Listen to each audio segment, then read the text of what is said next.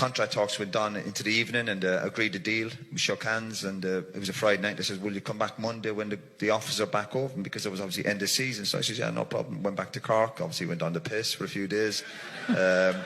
Sunday morning, woke up, and I got a phone call in my house back in Cork, and it was Alex Ferguson. He said, listen, would you come and meet me for talks tomorrow? I said, well, I've shook hands with Blackburn. He said, well, don't worry about that.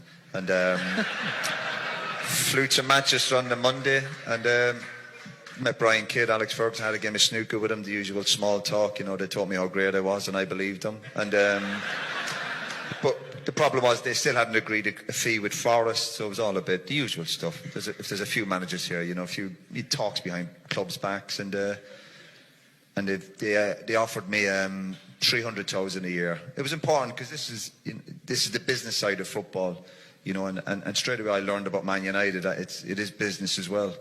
So Blackburn were giving me 400,000 a year, and United were offering me 300, and I was on 250 at Forest. So I'm thinking, well, it's not a massive rise, considering it was going to be a kind of a transfer record. So they stalled a little bit and dragged their heels. In the meantime, I did. Blackburn found out, and Kenny Dalglish found out. I kind of agreed to go to United, even though I hadn't kind of signed my deal yet.